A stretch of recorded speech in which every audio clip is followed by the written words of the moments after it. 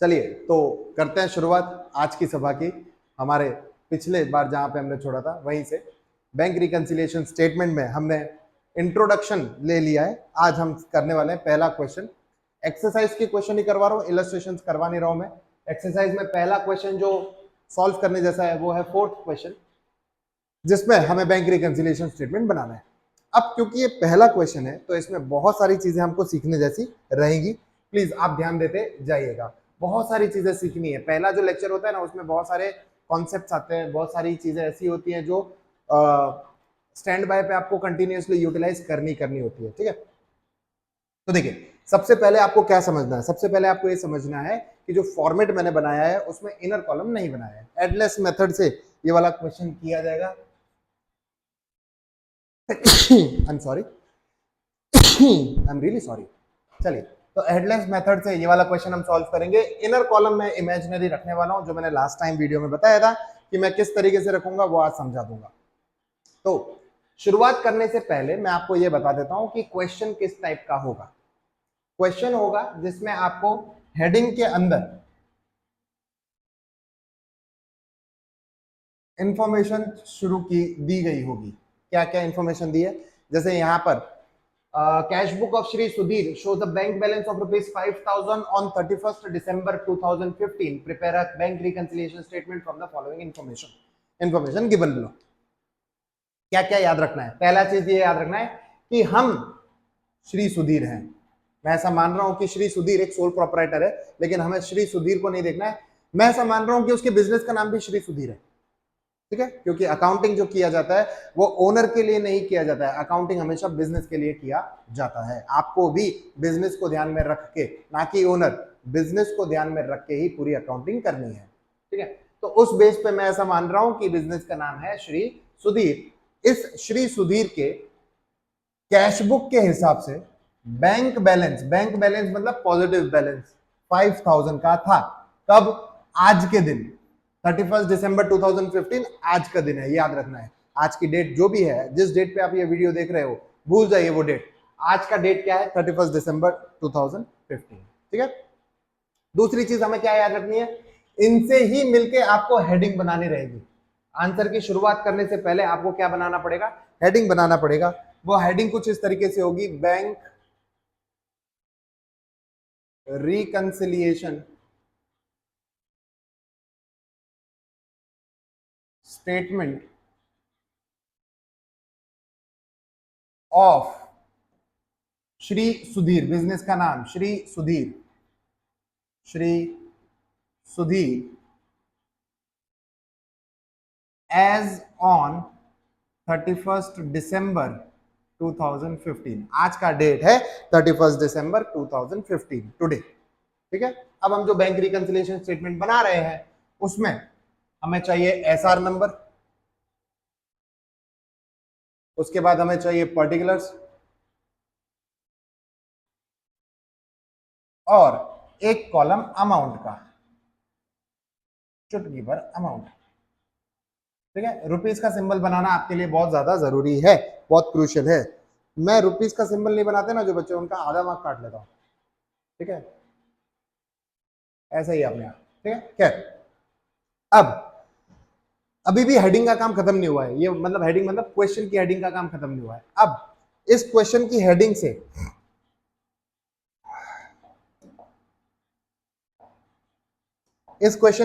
से मैं अपने आंसर की हेडिंग शुरू करूंगा। देखिएगा, हमें क्वेश्चन में जो इंफॉर्मेशन दी है वो ये है कि cash book of Shri Sudhir shows a bank balance of rupees 5,000।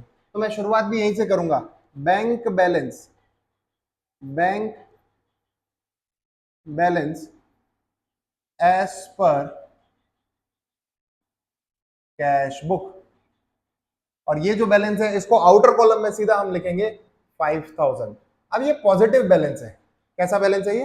Positive balance है। याद रखिएगा, पॉजिटिव बैलेंस को ये लोग बैंक बैलेंस बोलते हैं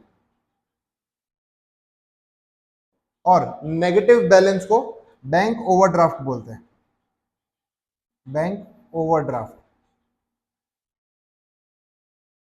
अब क्योंकि हम बिजनेस हैं तो हमारे लिए करंट अकाउंट की फैसिलिटी अवेलेबल है, इंसानों के लिए नहीं है। हम आर्टिफिशियल पर्सन के लिए, हम बिजनेस है, राइट। तो हमारे लिए करंट अकाउंट की फैसिलिटी अवेलेबल है। और करंट अकाउंट की फैसिलिटी में एक फैसिलिटी होती है ओवरड्राफ्ट की, मतलब हमारा नेगेटिव बैलेंस भी हो सकता है, हमारे बैंक अकाउंट का नेगेटिव बैलेंस भी हो सकता है और पॉजिटिव बैलेंस भी हो सकता है। ठीक है, चलिए अब आपको एक ऐसा ब्रह्मास्त्र देने वाला हूं मैं, आपको ऐसा ब्रह्मास्त्र देने वाला हूं कि जिसकी वजह से आप भूल जाओगे कि ये अकाउंट का समय, फिर आपको बस इंग्लिश आनी चाहिए, बाकी आपके लिए ये चैप्टर कंप्लीट हो जाएगा। क्या ब्रह्मास्त्र है देखिएगा जरा।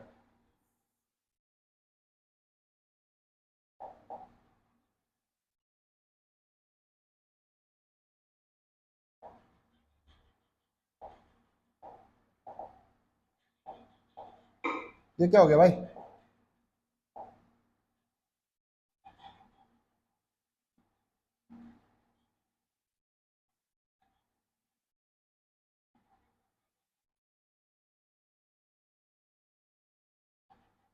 चलिए,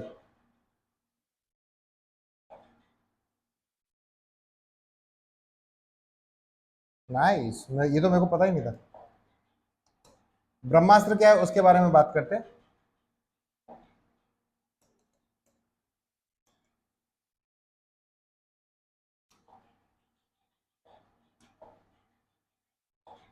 देखिएगा, वी, वी मतलब बिजनेस।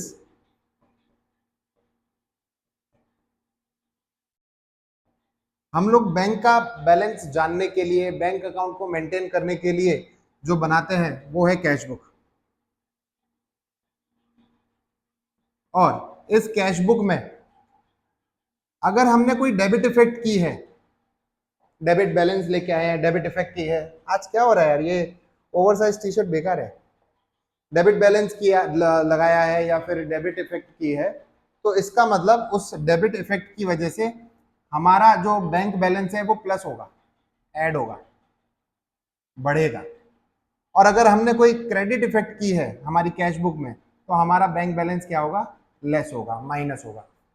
ठीक है, वहीं अगर बैंक की बात करें तो बैंक ने जो हमारा अकाउंट मेंटेन किया होता है उसकी एक कॉपी वो हमें भी देते हैं जिसका नाम है पासबुक।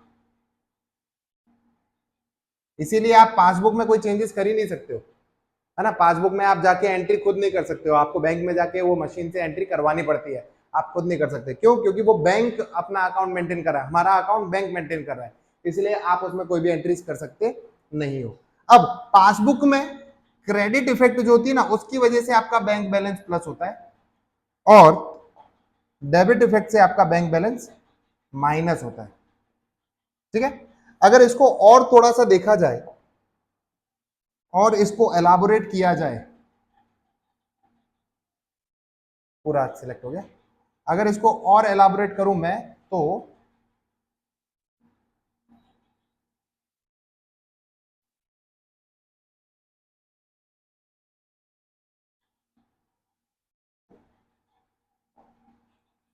ये हमारी रिसीट साइड है और ये हमारा पेमेंट साइड है। ये हमारे लिए रिसीट साइड है, ये हमारे लिए पेमेंट साइड है। ठीक है, इतना याद रखना है। ब्रूनो उधर आइए, I am really sorry, Bruno, Bruno, oh nice, very good boy, very good, शाबाश, थैंक यू।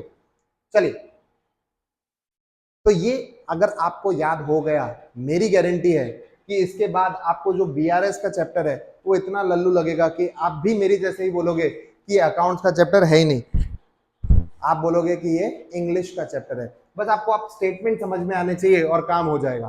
ठीक है, यही समझाने के लिए मैंने यहाँ पे थोड़ी सी जगह छोड़ी है। जो बच्चे मुझे जानते हैं वो जानते हैं कि मैं बिना रीजन के कोई काम नहीं करता। यहाँ पे जो मैंने बैंक बैलेंस लिखा है, इस बैंक बैलेंस की जगह पॉजिटिव बैलेंस है ना, तो मैं कैश बुक के हिसाब से डेबिट बैलेंस भी लिख सकता हूँ। क्या लिख सकता हूँ? Debit balance, debit balance as per cash book भी लिख सकता हूं। आपकी मर्जी है, आपको बैंक बैलेंस लिखना है या डेबिट बैलेंस लिखना है, दोनों पॉजिटिव है। अगर नेगेटिव होता तो मैं बोलता बैंक ओवरड्राफ्ट या फिर credit balance as per cash book. ठीक है, ये आपकी मर्जी है, आपको क्या लिखना है।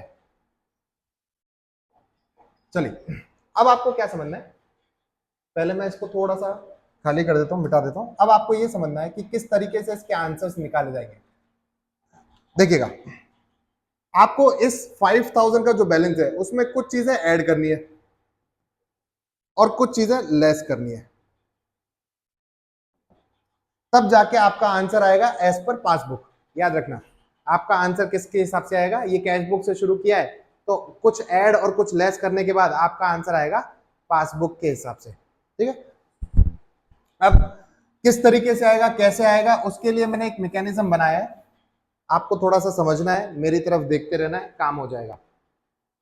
मैंने अपने हाथ पे एक सी और एक पी लिखा हुआ है। सी रिप्रेजेंट करेगा कैश बुक को और पी रिप्रेजेंट करेगा पासबुक को।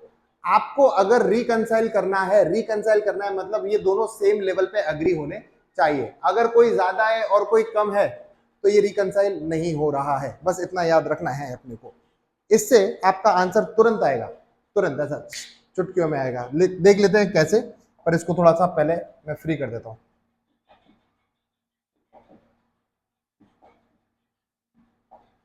चलिए देखिएगा, पहला क्वेश्चन क्या लिखा हुआ है, पहला रीजन लिखा हुआ है कि ये बैलेंस क्यों मैच नहीं हो रहा है। A cheque of rupees 8000 was deposited with the bank on 29th December 2015 but this cheque is not credited in passbook by bank till today.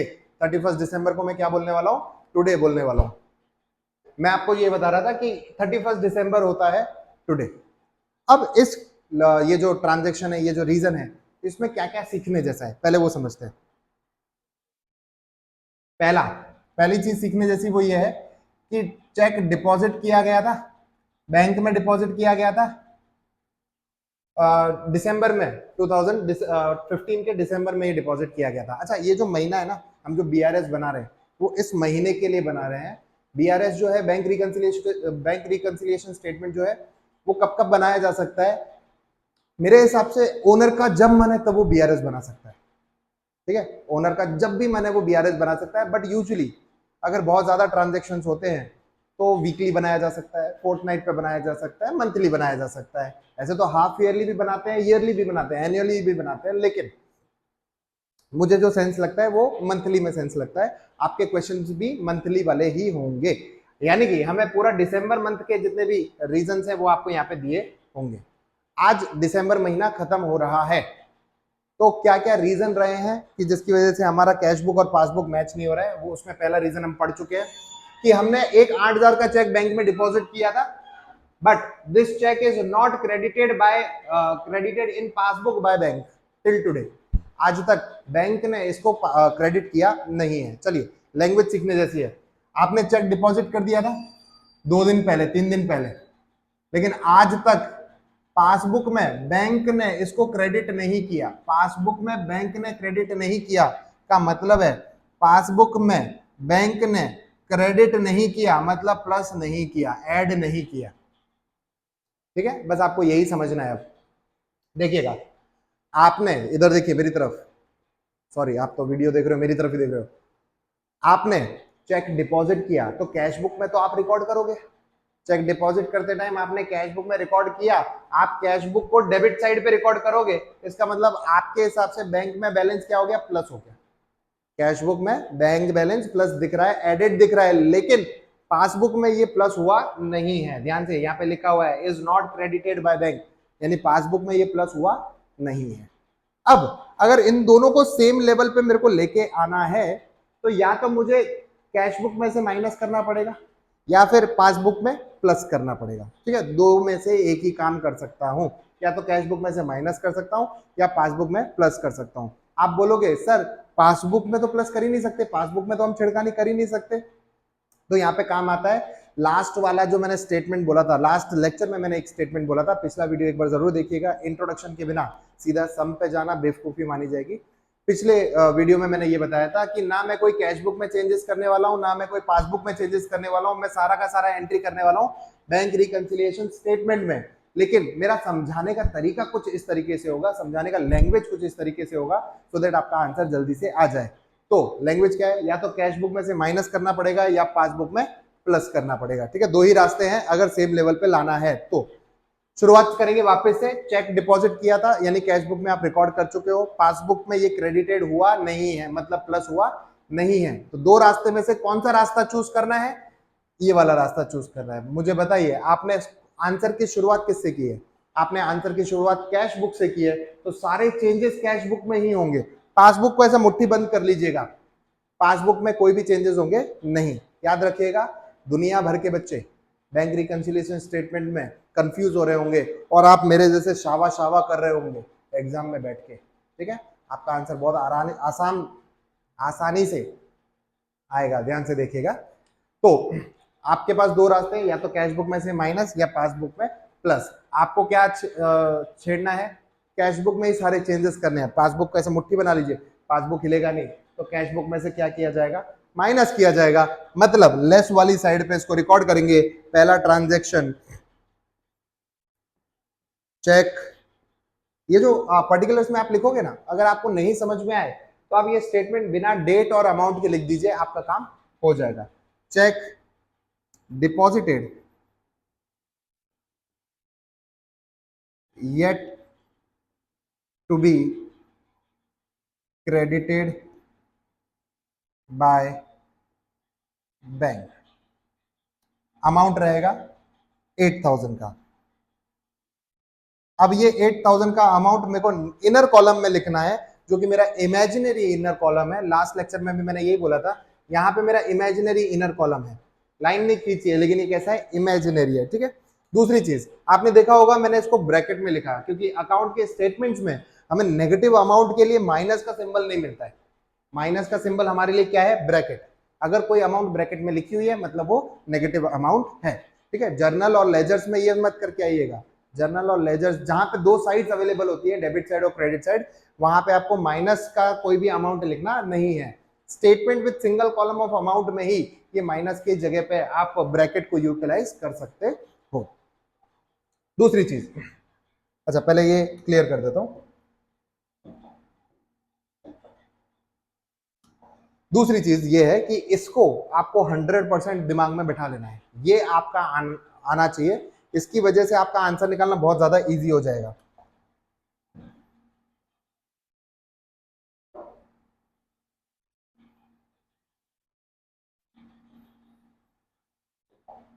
चलिए दूसरे वाले ट्रांजैक्शन पर आते हैं। A cheque of ₹6,000 was sent for collection to bank on 30th December which is not collected by the bank till today। 31st दिसंबर को मैं बोल रहा हूं, टिल टुडे। अगेन भाई वाला पॉइंट आ जाता है कि चेक को हमने, अच्छा कलेक्शन का मतलब होता है उघराणी करने के लिए भेजना। आपका पार्ट 2 का 4th चैप्टर है बिल्स ऑफ एक्सचेंज, उसमें सेंट फॉर कलेक्शन क्या होता है उसको अच्छे से समझाया जाएगा। लेकिन अभी के लिए मैं आपको जस्टिफाई करके दे देता हूं कि इसका मतलब क्या है। आपने चेक दिया है बैंक वाले को और बोला है कि जाके उघराणी करके आ, इन शॉर्ट इतना है। ठीक है, आंगड़िया वाले होते हैं कुछ लोग, मतलब चेक का पैसा कलेक्ट करने का काम आपने आउटसोर्स कर दिया, इन शॉर्ट, छोड़ो बाकी सब कुछ।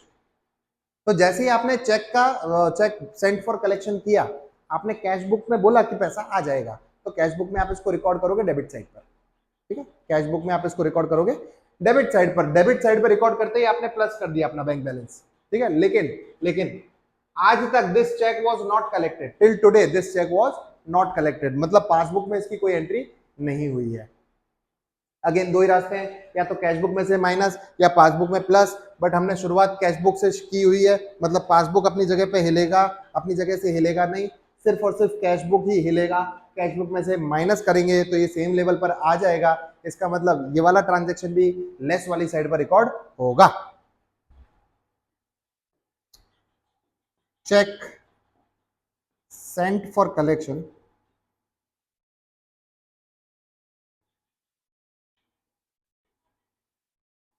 yet to be collected,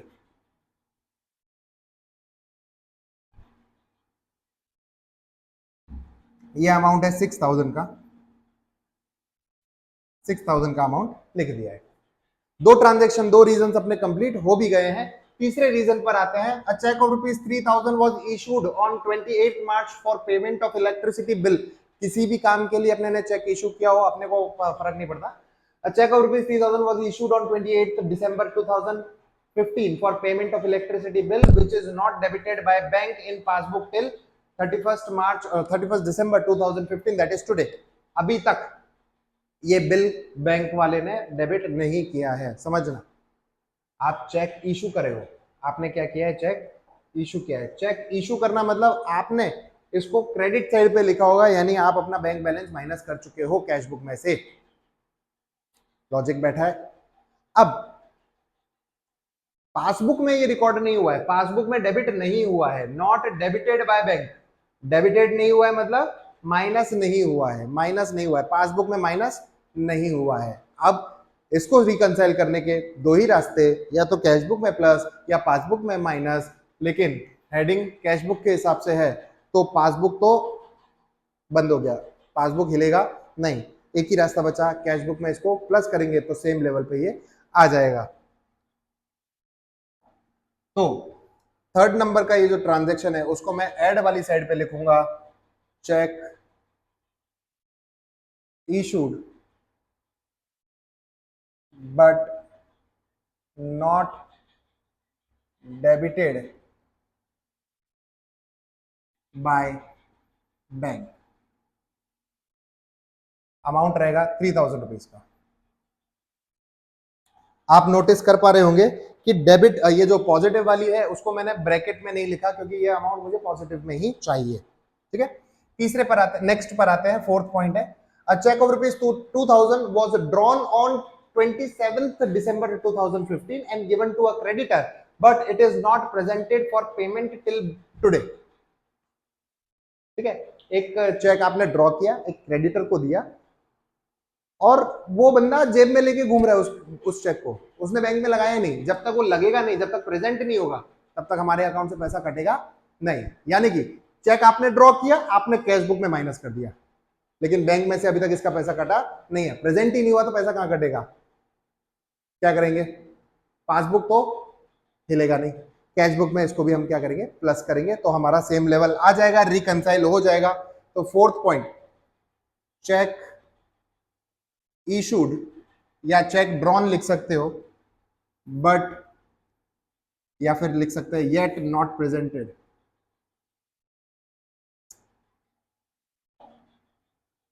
yet not presented in bank, या yet not presented for payment, ऐसा भी लिख सकते हैं। कितना अमाउंट है, 2000 रुपीज का अमाउंट रहेगा। बात करते हैं नेक्स्ट फिफ्थ की। ये जो फिफ्थ और सिक्स्थ है ना, इसका तो आंसर सीधा इससे रेडी है, देखना क्या है। Interest of 80 credited in passbook by bank, credited bye in passbook by bank, यानी कि प्लस हो चुका है। पासबुक में 100 रुपए का सॉरी 80 रुपीज का इंटरेस्ट पासबुक में क्रेडिट हो चुका है, क्रेडिट हो चुका है मतलब प्लस हो चुका है, जो कि which is not debited in cash book. Cash book में ये डेबिट हुआ नहीं है, कैश बुक में प्लस हुआ नहीं है। अब दो ही रास्ते हैं, या तो पासबुक में से माइनस कर देते हैं लेकिन पासबुक हिलेगा नहीं, शुरुआत हमने कैश बुक से किया हुआ है, तो हमें कैश बुक में प्लस करना पड़ेगा, मतलब ये ट्रांजेक्शन भी एड वाली साइड पे ही लिखा जाएगा। Interest credited by bank is unrecorded in cash book ₹80 and last transaction, last reason इस क्वेश्चन का है कि bank debited ₹100 in passbook for bank charges. Bank charges का बैंक ने डेबिट किया है, पासबुक में डेबिट किया है, पासबुक में डेबिट किया है मतलब माइनस किया है, पासबुक में डेबिट किया है मतलब माइनस किया है, और ये भी हमने कैश बुक में रिकॉर्ड नहीं किया है, कैश बुक में क्रेडिट नहीं किया है। आंसर आपको समझ में आ ही गया होगा, पासबुक अपनी जगह से हिलेगा नहीं, कैश बुक में से माइनस कर दूंगा तो ये ट्रांजेक्शन भी रिकंसाइल हो जाएगा।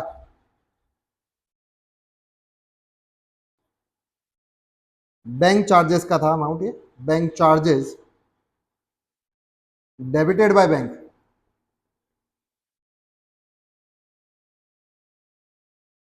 is unrecorded in cash book amount रहेगा 100 और यहाँ पे सारे ट्रांजेक्शन अपने खत्म होते हैं। लेकिन लेकिन यहाँ पे आंसर अभी तक नहीं आया है। आंसर निकालने के लिए आपको क्या करना पड़ेगा, आपको मेरे पे ध्यान देना पड़ेगा। आपको पहले इस इनर कॉलम का टोटल आउटर कॉलम में लेना पड़ेगा। इस इनर कॉलम का टोटल क्या है 5080। इसको मैंने रखा है पॉजिटिव में 5080। आई थिंक ये कलर नहीं दिखेगा, आई एम सॉरी, मुझे ये कलर नहीं लेना चाहिए था, ये लेते हैं। इसका टोटल आउटर कॉलम में लिखा जाएगा 5080। ठीक है, उसी तरीके से इसका टोटल भी मुझे आउटर कॉलम में लिखना है 14100। लेकिन ये कैसा है, नेगेटिव में है, नेगेटिव 14100। और अब मुझे डबल अंडरलाइन खींचनी है। याद कीजिए टोटल के लिए मैंने क्या बोला था, एक ऊपर अंडरलाइन मतलब एक ऊपर लाइन रहेगी, नीचे दो डबल अंडरलाइन रहेंगी, काम हो जाएगा। एक लाइन तो ये फॉर्मेट वाली लाइन नहीं कर दिया है और दूसरी एक लाइन मैंने खींच दिया। अब आपको क्या करना है, इन दोनों को प्लस करना है। ये दोनों पॉजिटिव में है, ये दोनों क्या हो जाएंगे, ऐड हो जाएंगे, एक दूसरे से ऐड होके ये बन गए 10080। आप चाहो तो यहाँ पे 10080 लिख सकते हो, आप चाहो तो बिना 10080 लिखे भी आंसर निकाल सकते हो। माइनस कर देंगे तो आपको आंसर मिल जाएगा, माइनस में आएगा, नेगेटिव अमाउंट आ रहा है, इसमें नेगेटिव अमाउंट आ रहा है 4020। 4020 का नेगेटिव अमाउंट आया है। नेगेटिव अमाउंट आया है, कैश बुक शुरू कर दिया था, मतलब नेगेटिव अमाउंट आया है एज पर पासबुक। मतलब पासबुक में आपका नेगेटिव बैलेंस दिख रहा है। अच्छा, नेगेटिव बैलेंस मतलब या तो आप डेबिट बैलेंस लिखेंगे या बैंक ओवरड्राफ्ट लिखेंगे, दोनों लिख देता हूं मैं। बैंक ओवरड्राफ्ट या फिर debit balance as per passbook, और यहां पर आपका आंसर खत्म होगा। तो ये बोलते, इसको बोलते हैं बैंक रिकंसिलिएशन स्टेटमेंट। इसके बाद जो सम्स है थोड़े बड़े बड़े सम्स है, 12 10 ट्रांजेक्शन उसमें इंक्लूड होंगे। ठीक है, अगले लेक्चर में अगला क्वेश्चन करेंगे, तब तक के लिए दफा हो जाइए।